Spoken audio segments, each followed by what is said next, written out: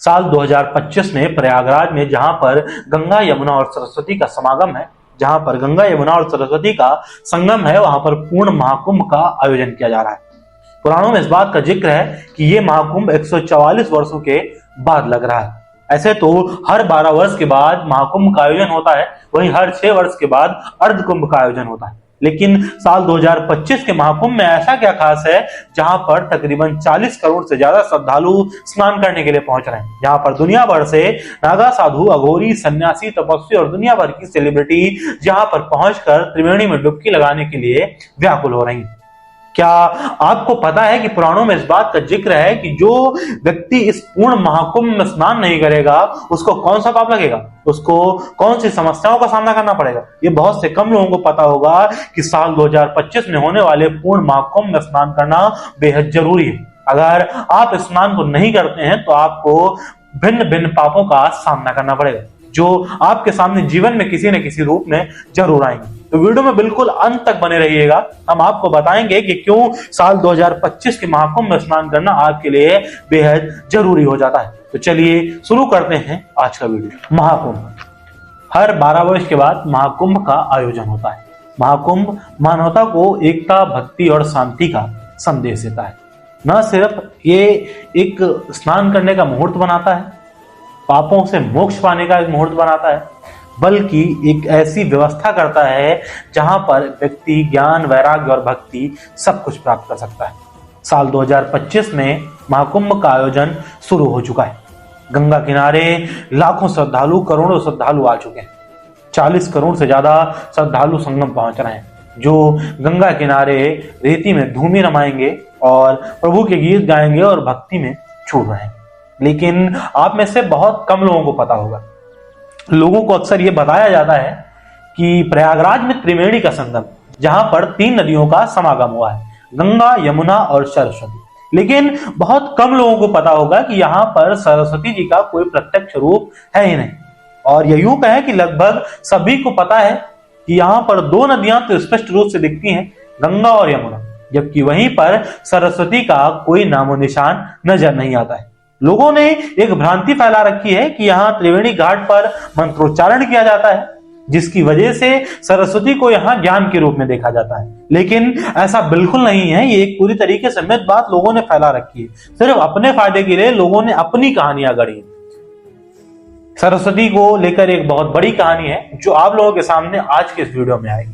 और साथ ही हम आपको ये बताएंगे कि साल 2025 में होने वाले महाकुंभ को इतना खास क्यों बताया गया। लोग ये मानते हैं कि इस महाकुंभ का आयोजन तकरीबन 144 साल के बाद हो रहा है। सबसे पहले बात करते हैं उस महत्वपूर्ण विषय पर जो आज के समय में सबसे ज्यादा जरूरी है। लोग संगम जाना तो पसंद कर रहे हैं, वहां स्नान करना चाह रहे हैं, लेकिन संगम की कोई जानकारी नहीं कि वहां जाने से कौन से पुण्य होते हैं, वहां जाने से कौन सा पाप होता है, कौन सा पाप दूर होता है और वहां पर जाकर हमें क्या करना चाहिए। उससे पहले विस्तार से ये जानते हैं कि वहां पर जब घाट का नाम त्रिवेणी दिया गया है तो 3 नदियां प्रत्यक्ष रूप से दिखती क्यों नहीं। सबसे पहले उस विषय पर बात करते हैं। हिंदू मान्यता के अनुसार 3 प्रमुख देवता हैं, ब्रह्मा, विष्णु और महेश। ठीक उसी प्रकार 3 देवियां भी हैं, लक्ष्मी, पार्वती और सरस्वती। इसलिए अपने धर्म में 3 का महत्व कुछ ज्यादा ही खास माना जाता है और इसीलिए जहां पर 3 नदियों का समागम होता है उसे त्रिवेणी कहते हैं। प्रयागराज के संगम घाट पर लगभग यमुना, गंगा और सरस्वती तीनों नदियों का समागम होता है, इसीलिए उसे त्रिवेणी घाट भी बोलते हैं और पुराणों में भी इसका विशेष महत्व है। बहुत बड़ी भूमिका है इस घाट की। लोग यहाँ पर जाना चाहते हैं या स्नान करना चाहते हैं, लेकिन इस घाट की पूरी सच्चाई किसी को नहीं पता है। पुराणों के हिसाब से ये माना जाता है कि माँ गंगा जब बैकुंठ से निकलती हैं और फिर धीरे धीरे उत्तराखंड पहुंचती हैं और उत्तराखंड से निकलते निकलते वो अपने साथ साथ कई नदियों का समावेश करवा लेती हैं और वहां से धीरे धीरे आकर वो प्रयागराज आ जाती हैं और यहाँ पर उनका मिलन होता है यमुना से। यहाँ तक आते आते गंगा जी के अंदर बहुत सारी नदियों का समागम हो चुका होता है। इसलिए प्रयागराज की त्रिवेणी में गंगा और यमुना तो साफ तौर पर नजर आती हैं, लेकिन सरस्वती का कोई जिक्र नहीं मिलता है। ऋग्वेद की और भागवत महापुराण में एक कथा है कि जो माता सरस्वती है, इनका भी पहले बहाव बहुत तेज था। ये हर जगह पर स्पष्ट रूप से नजर आती थी। लेकिन बाद में धीरे धीरे विलुप्त हो गई। इसके लिए एक और कहानी है। लोगों को यह जानना बेहद जरूरी हो जाता है कि आखिरकार संगम पे जाना क्यों जरूरी है, संगम में नहाना क्यों जरूरी है। तो उसके लिए जानते हैं कि गंगा जो है वो ज्ञान का प्रतीक है, वहीं पर मां यमुना जो है भक्ति का प्रतीक है, और मां सरस्वती वैराग्य का प्रतीक है। जिस व्यक्ति को ज्ञान की जरूरत होती है, जिसे ज्ञान चाहिए होता है, वो मां गंगा किनारे स्थित नगर काशी चला जाता है। जिसे सबसे ज्यादा जरूरत होती है भक्ति की, वो मां यमुना के किनारे बसे शहर वृंदावन चला जाता है। और वहीं पर जिस इंसान को वैराग्य की आवश्यकता होती है, वो उत्तराखंड के माड़ा गांव जाता है, जहां पर माता सरस्वती बहती है। या यूं कहें कि वहां पर जाकर घोर साधना और तप करना पड़ता है, तब जाकर उसे वैराग्य मिलता है। और इन सारी चीजों का पुण्य, इन सारी चीजों का फल इंसान को सिर्फ त्रिवेणी जो कि प्रयागराज में होता है, वहां पर नहाने भर से ही मिल जाता है। और खासकर जब महाकुंभ का ऐसा योग बन रहा हो जिसको बनने में तकरीबन 144 साल लगते हैं, उस साल तो नहाना बेहद जरूरी हो जाता है। मां सरस्वती को लेकर एक कथा है जो श्रीमद् भागवत महापुराण में मिलती है, जिसमें लिखा हुआ है कि माता सरस्वती पहले सौराष्ट्र में बहा करती थी, जिसे स्वर्ण भूमि कहा जाता था। फिर धीरे धीरे कालांतर में उसे सौराष्ट्र कहा जाने लगा, जिसमें मां सरस्वती अपने अंदर मारवाड़, राजस्थान पूरा समेटे हुए थे, जो विस्तार से बहती थी, जहां पर इनका अच्छे से बहाव होता था। लोग इनकी पूजा अर्चना करते थे, मां सरस्वती की प्रतिदिन पूजा होती थी।